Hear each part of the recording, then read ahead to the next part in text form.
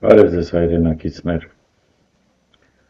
Շարունակում ենք մեր հաղորդումները եւ այսօր ես կխոսեմ մի քանի հետաքրքիր թեմայի, ամենայնիվ ես համարում եմ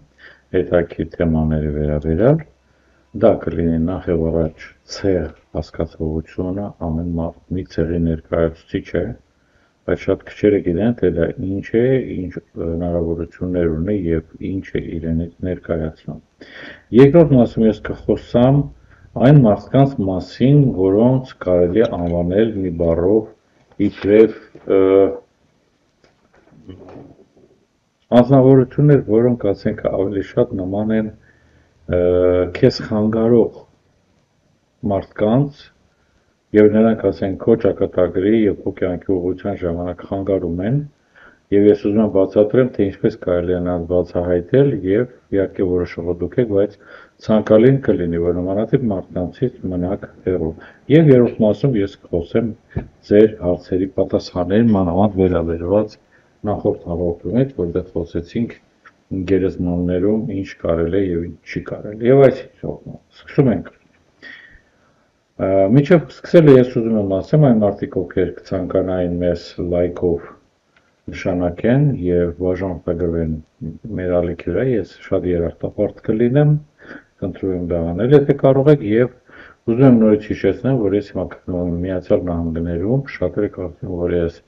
մշտական եմ մեկնել, ոչ, ես մշտական չեմ մեկնել, ես Հայաստանից ոչ միտեղ ոչ մի հանգամանքում, եթե միջով անգամ ադրբեջանցին գան եւ իմանա, որ ինձ այնտեղ վերջ են տալու, ես Հայաստանից գնացող չեմ, դա է իմ հողի, իմ ջուրը, դրանից են կողմի ոչինչ չի հետաքրքրում։ Ես այստեղ ժամանակավոր եմ եւ այն մարդիկ, ովքեր կցանկանայի ինձ հետ հանդիպել, ասենք իրենց առողջական հարցերով կամ ինչ-որ հուզիչ հարցերով, որոնք ասենք իրենց խանգարում են կյանքում, կարող են իմ հետ կապնվել, հեռախոսահամարը պարբերաբար այս հաղորդման ժամանակ վերջում կտանաք, որ այսպես լուսաբանվում է եւ գրվում է համարը։ Զանգահարել պետք է ժամը 11-ից մինչև 19, պրակտիկորեն ամեն օր։ Եվ այսպեսով սկսենք մեր հաղորդումը։ Ցեղ։ Մենք շատ դեպքերում ասում ենք, հա, մենք ցեղը, մեր ցեղը, բայց ինչ է ցեղը, շատ քչերը գիտեն։ Դուք գիտեք, որ ցեղ հասկացողություն ունի մի շարք հետաքրքիր կետեր։ Նախ եւ առաջ ամեն ցեղը, որը ստեղծում է հերթական սերունդը, իր փորձը մեխանիկորեն անցնում է տվյալ անձնավորությունների միջոցով առաջ։ Ամեն հերթական անձնավորություն, որը գալիս է այդ ցեղում, ավելացնում է դրան եւ շարունակում է ճանապարհը։ Շատ դեպքերում դա ոչ մենակ դրական, այլև բացասական բաներ են։ Օրինակ, ցեղում ինչ-որ մեկը դարավ հարբեցող, ուրեմն նա կարող է նման, ասենք, ազդեցությունը իր ցեղի էներգետիկ դաշտով եւ հզորության մեջ մտցնի, որը կբերի աղավաղում հերթական սերունդների համար։ Դրա համար շատ կարևոր է կարողանալ այնպես անել ամեն ինչ, որպեսզի դա ծառայի դեպի լավը եւ դեպի դրականը։ Ցեղը ունի իր օրենքները, իր ուժերը եւ ի զարմանքս ձեզ, չնայած մարդիկ, որոնք նախորդներն են եղել ձեր, նրանց ուժը եւ եռանդը կա այդպիսի մի հասկացողությամբ, ինչպես ցեղ, նա գոյություն ունի եւ նա մշտական կարող է նաեւ ձեզ օգնել, ուղղել եւ միշտ լինել ձեզ պաշտպան, եթե գիտեք ինչպես եք դա անելու։ Նաեւ այդտեղ կա մի բան էլ, որ եթե կատարվում են այսպիսի, ասենք, տհաճ բաներ, ինչպեսին, ասենք, անեծք կամ ցեղական անեծք, դա կշարունակվի մինչև դա չհանվի, բայց ցեղը չի կարողանա, ասենք, դեպի դրականը շատ քիչ քանակով կգնա, մեծամասնությամբ դա կլինի բացասական երևույթներ։ Եվ այսպիսով, ցեղերում հլդեռ հին ժամանակներից կար մի բան, որ այսօր դժբախտաբար մոռացվում է, տրորվում է, քանի որ մենք ճակերտներով ավելի զարգացած, ավելի ցիվիլիզացված մարդիկ ենք։ Բոլոր դարերում ցեղում մեծերը, տարիքավորները եղել են ամենահարգելի, ամենախորհրդատուն եւ նրանք միշտ ցանկացել են դեպի բարին բոլոր ցեղի ներկայացուցիչները։ Ուրիշ առումով մենք հիմա հանգիստ տեսեք անում մեր ծնողներին ծերանոցներ, կոպիտ եմ ասում, այդ ինչ-որ մանկապարտեզներ, ինչ-որ բաներ են անում, որպեսզի մեզ չխանգարեն եւ այլն եւ այլն։ Վաղը մյուս օր ձեր գլխին է գալու, հիշեք։ եւ ավելի ուշ, ավելի ծանր վիճակում, տենց չեն անում։ Մի ընկեք այդ ժամանակակից փող կորզելու ճանապարհների, որի ընթացքում մի քանի կոպեկ կմուծեք եւ ձեր ծնողին կտանեն կպահեն ձեր գլխից կոպիտ ասած ռադարած հանգիստ ապրեք, չի ստացել։ Մյուս կետը, շատ կարևոր է, որ երեխան մանավանդ հոր խոսքը լսող է եւ հոր տված խորհուրդները ընդունի, բացատրելով, հասկացնելով, թե ինչ է։ Սա շատ կարևոր բան է եւ սա դրական անդրադառնում է տվյալ ցեղի ներազդեցությանը ձեր երեխայի վրա։ Դուք այսօր ձեր երեխաներին բոլորին շփոթել եք մի կողմ, հեռախոս տվել եք, մենակ հետո սկսկվի իր ամանտեղ զբաղվի, ես զբաղված եմ։ Պետք է այդպես երեխան աշխարհ բերել։ Դուք փչացնում եք ձեր ցեղը, ապագայում ձեր սերունդները պետք է լինեն անլուրջ, ներողություն կոպիտ եմ ասում, դեբիլ, անորոշ, հարբեցող, սրսկվող եւ այլն մարդիկ, չսպասեք, որ դրանից լավ բան լինի։ Նմանատիպ բաները կոտրում են ցեղային ծրագիրը, որը արդեն կազմված է եւ արդեն աշխատում է։ Ու ինչպես կարելի է, ասենք, ձեր ցեղի կապը ավելի հզորացնել։ Ամենահասարակ բանը։ Փորձեք վերհիշել ձեր բոլոր անցյալներին, մանավանդ այն մարդկանց, ովքեր ձեզ համար հարազատ են եղել, հիշեք նրանց դեմքը, հիշեք նրա շփումը, կտեսնեք, որ մի տեսակ հաճելի է դառնում, ինչ-որ տաք բան է ձեր մեջ արթնանում։ Սա այն բոլորն է, որը, ասենք, ցեղական էներգետիկան ձեզ միացնում է եւ սկսում է օգնել ձեր կյանքում։ Նույնպես, ասենք, կզարմանաք, բայց ես հասարակ բան ասեմ, փորձեք խորհրդակցել ձեր երեխայի հետ։ Ծիծաղելու չի։ Շատ բաներ կսովորեք այդ փոքրիկից, որը դուք մոռացել եք, կամ նա շատ խորհուրդներ կտա, որից կզարմանաք։ Բացի դրանից, նմանատիպ, ասենք, հարազատներին, երբ որ, ասենք, դուք հիշատակում եք եւ երեխային պատմում եք դրա մասին, կտեսնեք, որ այդ պատմելու ընթացքում երեխան ավելի ջերմորեն ձեզ հետ կդառնա։ Շատ կարևոր է, որ կյանքում ոչ թե լինել հիասթափվող, այլ մշտական տեսնել դրականը եւ դրականով լցվելով գնալ, ոչ թե ախով ապրել։ Դրա մասին ես մի քիչ ավելի ուշ կխոսեմ։ Շատ կարևոր բան է, եթե, ասենք, դուք ձեր երեխաներին կամ, ասենք, ձեր ամուսնուն կամ կնոջը ստեղծում եք մի հատ ֆոտոալբոմ, ոչ թե հեռախոսի մեջ, այլ որ կարող եք պարբերաբար բացել, նստել ձեր երեխայի հետ, նայել, թերթել, պատմել, թե ով է, ով ինչով է զբաղվում, կտեսնեք, որ ձեր երեխան որքան հետաքրքիր ուշադրության տակ ուսումնասիրի սա, նույնպես կտրամադրի այն, որ նախ եւ առաջ ձեր երեխայի վրա կսկսվի ցեղի էներգետիկ ներազդեցությունը, որպեսզի նա գնա նորմալ լավ ճանապարհով։ Շատ կարևոր է, որ կանեք տոներ, որոնք ասենք ընդունված են եղել ձեր ցեղում, օրինակ իմ, ասենք, հայրս եւ հորեղբայրները մի այսպիսի բնավորություն ունեին։ Մեծ հորեղբայրը ամեն կիրակի պետք է գար մեր տուն, հետո գնար փոքր եղբոր տուն, բայց հետո որոշվեց, որ ամեն կիրակի մեկի տանը հավաքվեն ճաշկերույթի եւ բոլոր երեխաներով ամեն ինչով եւ հավատացեք, սա բավականին հետաքրքիր քայլ արեց մոտենալու, միանալու եւ ավելի ջերմ հարաբերությունների մեջ գտնվելու։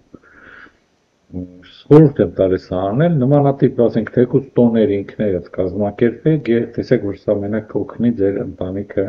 լավ լինելու, իսկ նախ եւ առաջ կօգնի, որ ձեր զավակները ավելի մտերիմ լինեն, ավելի ջերմ լինեն եւ իրենց զգան հպարտ եւ բավականին բարձր ի տարբերություն բոլորի։ Նաեւ մի բան, փորձեք մտածեք այն մարդկանց մասին, ովքեր եղել են խոսքի օրինակ, եթե ձեզ հետ արկում է արեստ, փորձեք վերհիշել ձեր ցեղում կա արեստավոր, փորձեք նրա մասին մտածեք եւ ասենք ինչ որ ժամանակ որ կենտրոնանում եք իր վրա, կտեսնեք, որ ձեր գործի մեջ մեկ էլ կսկսեք անդամբերել մի շատ անհասկանալի ձևեր աշխատանքի, որի մասին գաղափար չունեիք։ Դա կլինի արվեստ, դա կլինի արհեստ կամ ինչ որ մի ուրիշ բան, էական չի, բայց սա այս բոլորը աշխատում է։ Եվ հիշեք, որ ձեր ցեղի, ասենք, էներգետիկ դաշտը դա ոնց որ մի հատ հոսանքի աղբյուր լինի, լիցքավորով, բոլորով անցյալներով, որը նաև դուք ժամանակին կլիցքավորեք եւ ձեր սերունդները, եւ առանց դրա շատ դժվար է ապրել, շատ դժվար է լինել ավելին։ Եթե դուք սա կտրում եք, դուք դառնում եք ավելի ագրեսիվ, դուք սկսում եք բոլորի վրա բղավել, դուք ինչ-որ բաներից դժգոհ եք, դուք համարում եք ձեզ անհաջողակ եւ այլն եւ այլն եւ այլն։ Եվ այս բոլորը, եթե դուք հերքում եք, գցում եք մի կողմ, կամ էլ ասում եք, դե մեր ցեղը սենց, ձեր ցեղը ունեցել է շատ լավ, մեծ եւ լավ մարդիկ, եւ պետք չի նրանց, ասենք, ջնջել եւ այդ ուժը, որ նրանք հավաքել են, փոխանցելու քեզ գցել գետնի տակ, կփոշմանեք։ Երկրորդ մասը, որ ես ուզում եմ խոսեմ այսօր, ես ուզում եմ խոսեմ այսպես կոչված մարդիկ, որոնք բացասական են, տոքսիկ են։ Մեր շրջապատում շատ մարդիկ կան, որ ասեմ, մեր շրջապատում են, հասկանալի է, մենք շրջապատի աղբյուր ենք եւ պետք է շփվելու ապենք իրենց հետ, բայց այս բոլորի մեջ ուշադրություն դարձրեք հետեւյալ այն մարդկանց վրա, այն 10 կետերի վրա, որը ես հիմա կխորհեմ, ցանկալի է, որ նմանատիպ մարդկանցից հրաժարվեք,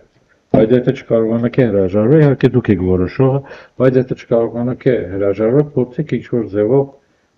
ինչ-որ տարածության վրա իրենց պահեք։ Եվ այսպես է, առաջի կետը այդ մարդկան։ Այդ այն մարդիկ են, որոնք բամբասում են։ Եվ շատ դեպքերում բամբասում են ձեր դիմաց, ձեր հետ նստած, եւ եթե այդ բամբասանքի ընթացքում դուք հանկարծ հայտնում եք ձեր կարծիքը, հիշեք, այս մարդը կգնա մեկ ուրիշի մոտ, կսկսի բամբասել նույնը եւ նաեւ կտա ձեր ասվածը որպես այդ բամբասանքի լրացում ավելին։ Մի շարք բաներ ավելացնելու, որը ուղղակի ստեղծում է կոնֆլիկտային էներգիա եւ դա կսկսի վատ անդրադառնալ ձեր անձի վրա։ Երկրորդը բացասական մտածելակերպ։ Մարդիկ, որոնք ամեն ինչի մասին խոսում են, քաղաքականություն, եղանակ չեմ անում, շողիկ տոտայից եւ այլն, ամեն ինչը միայն բացասական են գնահատում։ Եվ եթե դու այդ մարդու հետ շատ ես շփվում, որոշ ժամանակ հետո հիշեք, դուք էլ կսկսեք ամեն ինչը բացասական գնահատել։ Մեր ազգին սա շատ բնորոշ է, այն որ մենք այսօր գտնվում ենք մեր ազգը այս վիճակում, շնորհիվ սրա է, որովհետև մեր մոտ բամբասանքը հասել է այն մակարդակի, որ բոլորը հիասթափված են, բոլորը բամբասում են եւ բոլորը ցանկացած բամբասանք ընդունում են եւ տանում են որպես բացասական։ Հեռացեք սրանից, վերադարձեք, դարձեք նորմալ հայեր, տրամադրությունով, ուրախությունով։ Երրորդ կետը։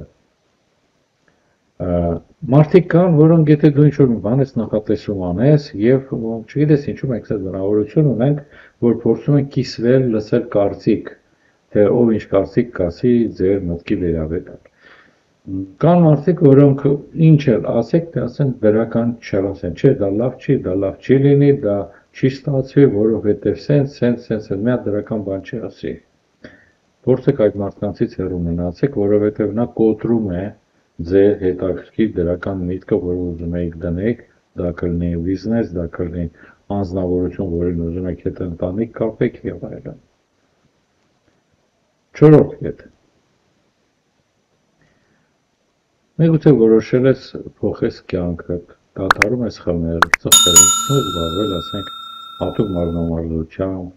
կյանքը սկսում ես նայել մի քիչ ուրիշ ձևի, շրջապատումդ կլինեն ընկերներ, որոնք կասեն, ինչ ես անում, քեզ պետք է այդ բոլորը, այնտեղ դե բանում են, տես սա ինչ ձև են, դու ինչ ձև ես, ինչա, կարծում ես դու մեջների ամենալավն ես եւ այլն, եւ այսպեսի գնահատականներ։ Այսպիսի մարդիկ ամեն ինչ կանեն, որ քո մեջ ամեն ինչ կոտրվի եւ դու մնաս զրոյի վրա եւ հավասարվես բոլորի, ասենք, գորշ ապրելակերպին եւ համարես, որ դա նորմալ է։ Հինգերորդ կետ։ Երբեք չեն լսում, ինչ ասում ես, կամ էլ չեն ընդունում, կամ լսելու ընթացքում ընդհանրապես ոնց որ չհարգեն քո խոսքը, ոնց որ նորմալ չլսեն, կիսատ պարատ լսելով չթողելով միջևերթին չերդում ասել, միանգամից սկսում են քեզ ինչ-որ չընդունել եւ նմանատիպ բաներ անել։ Հեռացեք այս մարդկանցից, որտեղ սրանք ընդամենը քեզ վնաս տվող մարդիկ են։ Վեցերորդը։ Անձնավորություններ, որոնք ստեղ են անում, պատկանտեղ են պատկանում, հետո ասում են այն կյանքը շատ դժբախտ է, ես շատ վատ եմ, ես չգիտեմ ինչ անեմ եւ այլն, այնպես են անում, որ դու ասենք իրեն մշտական օգնես։ Դա կլինի ֆինանսապես թե ինչ, բայց քո վզին կախում են որպես ասենք մի հատ վամպիրի պես մի բան, ու դու մեխանիկորեն ամաչելով կամ խղճալով սկսում ես ամեն անգամ այդ մարդուն ոչ թե օգնել, այլ պահել։ Իսկ նա հենց դրան է սպասում։ Հեռացեք այդ մարդկանցից։ 6-րդ։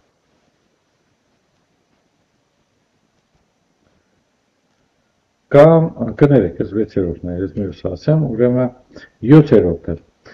Պետք է մարդիկ, որոնք փորձում են զբաղվել, բամբասել քո մեջքի հետևից քո մասին։ Բայց երբ որ դու իրենց հետ ես, իրանք քո մոտիկներն են, ընկերներդ են, հանկարծ որ ասեն դու ցես բան ես, ասել, ով ես, բայց ես բան կանեմ, երթուներ եւ այլը եւ այլը։ Հեռու մնացեք այդ մարդկանցից։ 8-րդ կետ։ Ամենատարածված Հայաստանում ամենամեծ քանակ ունեցող մի կետ, նախանձ։ Մարդ, որ ինքը ոչինչ չի կարող անի, ուրեմն մյուսը եթե մի բան անում, արդեն նախանձում է։ Ինչ որ մեկը սկսում է լավ աշխատել, Նանկացնում տես հետի փողը աշխատում, այն դեպքում որ ինքը մատոմատին չի խփում, բայց ուրիշի աշխատանքը միանգամից գնահատում որպես բացասական։ Հեռու մնացեք այս մարդկանցից, որտեղ դրանք մենակ ձեր մեջքի հետևից կխոսան եւ ավելին։ Մի բառ ասեցիք, այդ բառը կդարձնեն տասնապատիկ եւ երեք կբամբասեն ձեր մեջքի հետևից, բայց մոտիկ ընկերացես։ 9-րդ կետ, ստախոծությունը։ Գիտեք ինչ, չստախոց մարդ այս մոլորակում չկա։ Բոլորս էլ ստում ենք ինչ-որ հանգամանքներով, բայց կա որ դու ստում ես ինչ-որ սպասելի, անսպասելի ինչ-որ ձևով, բայց մարդիկ կան, որ միտումնավոր ստախոց են։ Ավելին, նրանք երբեք չեն ընդունում, որ իրանք շուտ ասեցին, ու համարում են, որ թե իրանց հետ մերվես, դա նորմալ է, օրինակ, դու կարող ես պայմանավորվել, դա ամեն անգամ կարող է ուշանա գա, ոչ մի սրտի քաղաք չի ընդունի, բացի հա դե ինչ ա եղել, դեմը ուշացել է։ Եվ 10-րդը, որը մեր հասարակության մեջ կա։ Ես կարծում եմ շատ է դա դառնում, դա մեծակարծիկությունն է։ Դա անձնավորություն է, որ համարում են իրանք ինչ-որ ես եմ առանձնահատուկ են, հող ունեն ավելի շատ, պապան լավն է, ինքն ինչ-որ լավ է, գործ անում, եւ այս մարդիկ սկսում են չգիտես ինչու վերևից նայել բոլոր այն մարդկանց, որոնք մի քիչ ներքև են գնալու։ Նա կարող է լավ մեքենայով գնա, ուրեմն իրանք դե մեքենա զիջի, վատ մեքենայով գնացողը օրենքներ խախտելու հանկարակ։ Նա միշտ պետք է ինչ-որ մեկին փորձի նսեմացնի, ասի քո տեղը այնտեղ է եւ այլն։ Շատ տգեղ է, գիտեք ինչ, ես շատ մարդկանց հետ եմ շփվել, որոնց մեջ եղել են մեծ օլիգարխներ, որոնց մեջ եղել են հայտնի մարդիկ, ես մի անգամ չտեսա, որ նրանք մի անգամ sense իրենց թույլ տան ինչ-որ ձևով քայլեր անեն, ավելին եղել է, որ մենք քայլել ենք ուղղակի փողոցով, մեկը հանկարծակի ուսին դիպչել է իրեն, շրջվել է ներողություն է խնդրել։ Պատկերացնեք Երևանում ինչ ռեակցիա կլիներ նմանատիպ մարդու։ Երևի սա կուզեի ասել այս թեմայով եւ ուզում եմ անցնել վերջում ձեր նամակների պատասխաններին, որոնք վերջի հաղորդման համար շատ են։ Եվ այսպեսով Հարց, դրա համար ավելի ճիշտ չի լինի մարդկանց դիակները այրելը։ Գիտեք ինչ, դիակները միշտ այրվել են, հետանոր ժամանակաշրջանում շատ քչերին չէին այրում, թաղում էին իրեն մարմնով, դրանք շատ մեծահարուստներն էին, կամ թագավորներ եւ այլն, բայց մինչև հիմա ասենք Հնդկաստանում այրելը համարվում է նորմալ։ Մի շարք քրիստոնյա պետություններում նույնպես այրելը համարվում է նորմալ։ Պատճառը հետեւյալն է։ Սկսեցին դիակները չայրել, որովհետև քրիստոնեության ազգին բնորոշ է եւ մուսուլմանական, քանի որ հավատի արմատները կախված են նույն աղբյուրից։ Եթե վերցնենք Ղուրանը եւ հին եւ նոր կտակարանը, տեսնենք որ շատ բաներ այստեղ այնտեղ նույնն են, միջև անգամ անուններն են մոտիկ, օրինակ Մովսեսը դա Մուսան է, Հիսուսը դա Իսային է եւ այլն։ Քանի որ կա խոսք, որ կգա մեծ դատ եւ մեծ դատի ժամանակ մեռելները դուրս կգան գերեզմաններից եւ կլինի մեծ դատ, այդ օրվանից որոշվեց, որ պետք է թաղվի։ Բայց ասենք մի շարք քրիստոնյա երկրներում, օրինակ կաթոլիկ եկեղեցիներում ընդունվեց այրելը, քանի որ տարածքները շատ փոքր են գերեզմանատաների եւ մահացողների քանակը շատ եւ չեն կարողանում այնպես ուղղակի տեղավորել, իսկ տարածքները գերեզմանային հատկացած այդքան շատ չեն, ընդունվեց այրել։ Գիտեք ինչ, ես այրելուն եւ կողմ եմ եւ դեմ եմ։ Դեմ եմ այնքանով, որ ես մի անգամ հաղորդման ժամանակ ասացի, որ Լենինգրադում հատուկ հետազոտություններ էր կատարվել, որ դիակը որը մահացած է, միացրել են բոլոր, ասենք, զգայուն սարքավորումները ու ամեն ինչը լրիվ ցույց է տալիս 0։ Բայց երբ որ դիակին բերում են այրելու կետին, մեկի այդ նշանները սկսում են բավականին ակտիվ աշխատել։ Հետո նույն ձևի ասենք գիտնականներից կային, որ ապացուցել են, որ մինչև 7-րդ օրը դիակը դեռ ցավ է զգում։ Եվ եթե ցավ են պատճառում, դիակը ցավը զգում է։ Այնպես որ եթե այրենել ես համաձայն եմ, այո, 7 օր պահին 7-ից հետո կարելի է այրել, բայց դա իմ կարծիքն է, հիմա ինչպես դուք որոշեք։ Մյուս հարցը, պարոն Եմենջան, իսկ տանը կլինի օբսիդիան պահել, այո, կարելի է եւ նաեւ նախատեսված է, բայց ցանկալի է ունենանք սև օբսիդիանը, կա օբսիդիանը կիսաթափանցիկ, կարմրագույն եւ նմանատիպ տարբեր եռանկյունները, սև օբսիդիանը, որը նշված է եւ ընդունված է, ասում են, որպես սատանայի եղունգ, որովհետև համարվում է, որ դա այն քարն է, որը կարող է սատանային ճանգռի, այսինքն սատանան վախենում է այդ քարից, իհարկե կարելի է։ Մի մարդ պատմում է նրա մասին, ես ամբողջ նամակը չեմ կարդում, որ իրեն ազգականը մահացել է եւ որոշել են այդ գերեզմանից հող վերցնեն, բերեն Ռուսաստանում են բնակվում եւ այնտեղ ինչ-որ տեղ հատկացնեն, այդ հողը լցնեն, որտեղ կարող են գան ինչ-որ իր շատակ ծնողների պահեն դա։ Գիտե վերադառնալու առաջի կետին ես ուզում եմ մի բան ասեմ, որը մոռացա։ Եթե մարդիկ մոռանում են իրանց ցեղակիցների գերեզմանները, ոչ մենակ մոր, հոր, տատիկ, պապիկի, այլ ցեղակիցներին եւ չեն գնում, սա նպաստում է նրան, որ տվյալ ցեղը սկսում է ոչնչանալ։ Ու գիտեք ինչ, ես միշտ մտածում եմ դրա մասին, մարդիկ ասում են, որ մեր անցյալների գերեզմանները ոնց թողեն գանք, ու սա առաջերտին հիմա ուղում են Ղարաբաղից գաղթած մարդիկ, որոնք փոխանականն էին, պաշտպանեին իրենց հայրենիքը, խելոք գլուխները կախեցին, հանձնվեցին, եկան մոռանալով իրենց բոլոր անցյալների գերեզմանները։ Ես համարում եմ, որ այս մարդիկ ստորագրեցին դատապատիժ, որ իրենց ցեղերը, որոնք այդքան ժամանակ եղել են եւ գոյատևել են ուժ են հավաքել, հիմա կսկսեն վերանալ։ Ինչ է վերադառնում հարցին։ Այս մարդը վերցնում է, վերում է եւ երկար ժամանակ դա չեն անում, տանը պահում են, հետո թափվում է գետնին եւ վերցնում են, ավլում են եւ թափում են։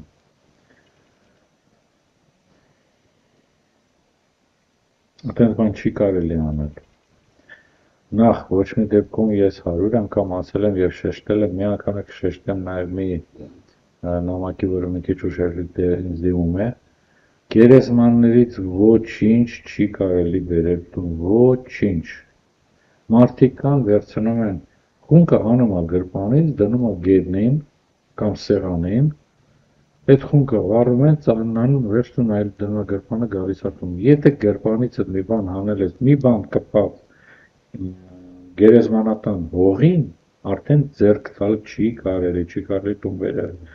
Նորից ես շատ անգամ հիշատակել եմ, բայց նորից հիշատակում եմ, շատերը ասում են, բա ինչ անենք գերեզմանից նկար ենք բերել։ Ես մի անգամ եք ասեմ, շատ եմ ասել, բայց չեմ կրկնել, որովհետև չի կարելի անվերջ սա ասել։ Գերեզմաններից միշտ եղել է անցյալում այնպես, որ թաղվածին ուրեմն լուսանկարը բերում էին գերեզմաններ, հողը ծածկում էին, գերեզմանը սարքում էին, նկարը թողնում էին այնտեղ, գնում էին։ Հետո սա սովետի տարիներին դարավ այնպես, որ դուրս եկավ գունավոր ֆոտոն, շատ թանկ էր, մարդիկ սկսեցին դա նկարել, որպես թանկ սկսեցին բերել տուն, հետո սկսեցին յուղաներկով պատվիրել, էլի թանկեր բերեցին տուն, չի կարելի։ Նույն նկարը կարող եք տպել, տանը ունենալ, բայց այն ինչ գնացել է գերեզմաններ, պետք է մնա այնտեղ, բերելով դուք բերում եք մահվան, էներգետիկան, հիվանդություններ, անհաջողություններ եւ ինչու ոչ որոշ դեպքերում մահեր, որոնք կապված են նույն հիվանդությունով կամ ինչ որ տվյալ մարդը մահացել էր։ Մյուս հարցը։ Մի էլի տարօրինակ բան, որ ասենք նմանատիպ հարց է, Հոլանդիայից են գրում, որ իրենց պապիկը մահացել է, խնդրել է, որ իրեն այրեն եւ իր հողամասում, իր պարտեզում ցանեն այդ, իրանք ուրեմն անվել են, բայց մի փոքրիկ մաս վերցրել են, բերել են տուն, հետո որոշել են, որ տանեն միտեղ, անեն, որտեղ կարողանան խունգ ելնող ծխել։ Կարծեմ հարցին պատասխան չեն անում այդպես բաներ, ինքնագործունեությունը սենց հարցերում բերում է շատ տհաճ հետևանքների, որը շտկելը համարյա անհնար է։ Մի հարց, ուրեմն գրում է մի անձնավորություն Ռեբեկա։ Մեր հայերից այսինչ օրենքներ են հնարում։ Ուրեմն, հարգելի Ռեբեկա, նախ-ժողովուրդ ձեր անունը հայի անուն չի, այլ հրեայի անուն է, եւ դուք չպետք է խոսաք հայերի անունից, հələ տեսեք ձեր նախնիները ովքեր են, որտեղ ձեզ անունն են տվել, եւ երկրորդը, այն որ դուք օրենքներ չեք իմացել, դա չի նշանակում ձեզ օրենքներ են սովորեցնում։ Ես ուղղակի հիշեցնում եմ այն, ինչ բոլորը մոռացել եք, եւ դրա պատճառով շատ տուժում եք։ Մյուս հարցը. Ինչ անենք, որ Բայդեն պապիկը օգնի մեզ։ Սա նենց հումորի համար դες գրեցի։ Չգիտեմ ով է գրել, հարգելիս մեկը լինի Բայդեն պապիկին օգնի։ Կիսամեռած դիակ է ոտի վրա քայլող եւ Բայդենը ոչ մի բան չի որոշում։ Բայդենը ընդամենը մանկլավիկ է, որին ասում են ոնց պետք է լինի, նայել անում է բոլոր պետություններում, բոլոր ղեկավարը չի, որ որոշում է տվյալ երկրի տնտեսությունը ով պահում է իր ձեռքում, նրանք են որոշում, թե ինչ ինչպես պետք է լինի։ Այնպես որ Բայդեն պապիկը ձեզ չի օգնի։ Բարև ձեզ։ Մահացածի նկարի մասին էր, ես ապնեսա պատասխանեցի եւ մի հարց է տալիս նույնպես, կարելի է արդյոք երեխան կրի խաչ, որը դեռ հանգամանքների բերումով դեռ չի կնքված, այո կարելի է խաչը տալ եկեղեցականներին, օրհնեն, սիրուն տան կրի, ոչ մի խնդիր չի լինի, բայց դա չի լինի իրեն պահապան խաչը, որտեղ տեսեք հայերը վերցնում են տանը կնունք են անում, հետո խաչը դնում են ինչ-որ դարակում պահում են, ասում են չկորցնի։ Այդ խաչը երեխայի համար առաջի պահապանն է։ Ես շատ երեխաներ եմ բերել ինձ մոտ, որոնք հիվանդ են, կնունքից էլ գրել, որովհետև խաչը չեն կրում, որովհետև խաչը իրեն պահապանն է։ Իսկ դուք փորձում եք այդ մի կտոր ոսկին պահում եք առողջության եւ հաջողության հաշվին ձեր երեխայի։ Եթե մետաղյա խաչ եմ գցել եկեղեցու խորանի մոտ, գետնին, ու հետո տուն եմ բերել, ինչ անեմ, ներքին ձայնս ասում է, որ դա տուն բերելը պետք է անպայման։ Գիտեք ինչ, ձեզ այսպեսի բան ասեմ, եկեղեցու դռան մոտ, ընդհանրապես փողոցում, եթե տեսում եք մետաղյա դրան գցած, մի վերցրեք։ Նույնը եկեղեցում կարող է հանդիպեք գցած գետնին խաչել, նմանատիպ բաներ, մի վերցրեք։ Սա շատ դեպքերում կատարված ծեսեր են, որի շնորհիվ կարող է, ասենք ինչ որ մեկը իր հիվանդությունը հատուկ մոգական ձևերով աշխատում են եւ դնում են, ասենք կոպեկի վրա, կամ ասենք վերում է ինչ-որ խաչի վրա կամ ինչ-որ բանի վրա, որ օրհնված չէ։ Վերում եք գցում եկեղեցում, մարդիկ վերցնեն, այդպես կարող եք ամենապրիմիտիվ բանը կարող եք վերցնել տվյալ մարդու հիվանդությունը ձեր վրա, բայց այնտեղ կարող են շատ տարբեր ծրագրեր աշխատել, այնպես որ ինչը գցած է, գործ չունեք, ձեռք մի տվեք։ Իսկ եկեղեցուց ընդհանրապես ոչինչ չեն վերցնում, հակառակը կարելի է բերել թողնել ինչ-որ եկեղեցու մի բան, որպես խաչ եւ նմանատիպ բան, բայց ոչ մի դեպքում եկեղեցու բան վերցնել չի կարելի։ Ես հարցը տալիս եմ, ինձ նորից հարց են տալիս, ասում են, իսկ երբ որ գնում եք գերեզմաններ, զարդեր, մատեր կարելի է դնել, հարգելի, դուք գնում եք ինչ-որ ճաշկերույթի, որ փորձում եք զարդվել։ Այնտեղ գնում են շատ համեստ հագնված, շատ ծածկված, անկարելի է ինչ անգամ գլխաշորը։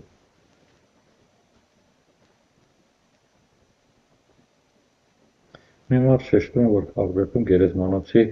միջով է ճանապարհը գնում, գալիս է գերեզմանոցով, ինչ անել։ Ամենասխալ բանն է, որտեղ գերեզմանոցի միջոցով տուն գնալ գալ չի կարելի։ Դա պետք է հավաքվեք, դիմեք ձեր քաղաքապետարանին եւ ստիպեք, որ ձեզ համար առանձին միաճանապարհ բացեն։ Այդպիսի բան չէ, սա կբերի շատ փորձանքների եւ անհաջողությունների։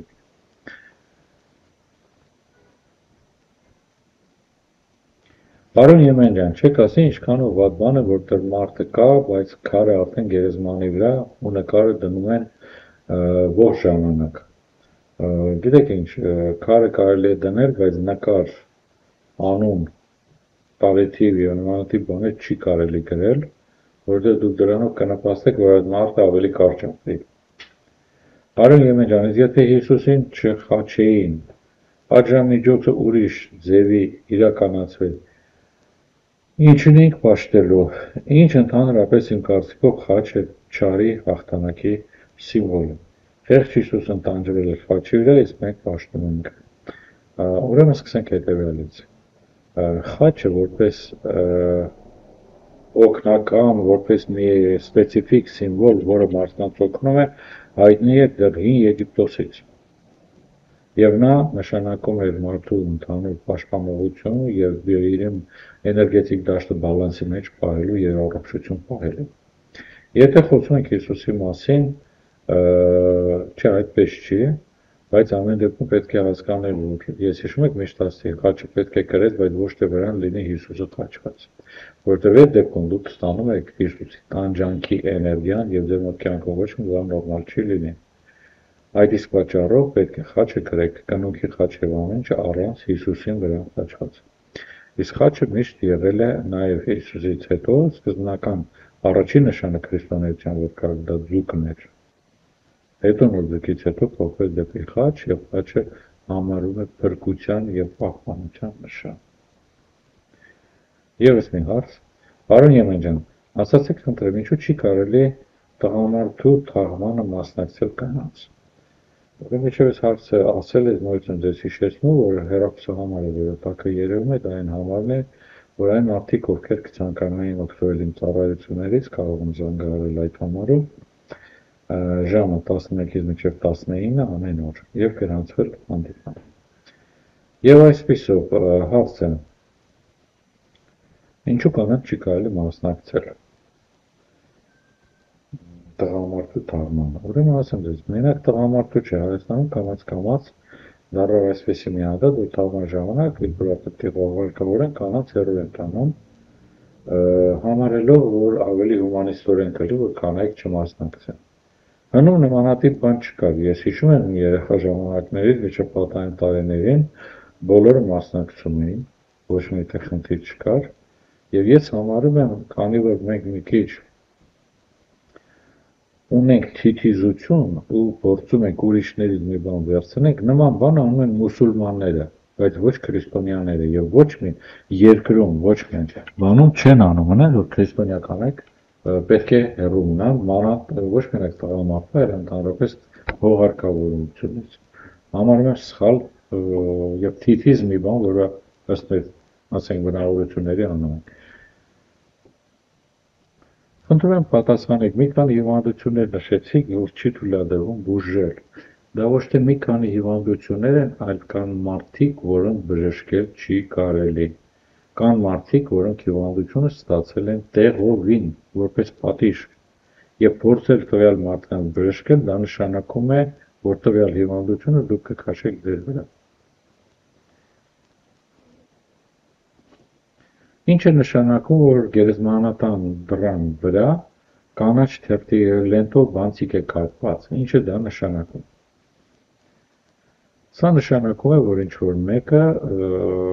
փորձել է ազատվել ինչ-որ աշխատանքից, որը իրեն վրան արել են բացական, բերել է տվյալ ձևով այդտեղ է թողել իր բացական կատարված աշխատանքը։ Եղավ, երևի այսքանը կուզեի այսօր ասել, ինչ ասեմ, ապագայում նորից կհանդիպենք, ամենայն բարիք, նորից հիշեցնում եմ, ցանկալի կլինի, որ բաժանորդագրվեք, լայքեք, կամ դիզլայք անեք, եթե դուք չհավանեցիք, եւ եթե կարելի ասեմ, հեռախոսի համարը ես ձեզ տվեցի։ Ամենայն բարիք, միշտ շնորհակալ։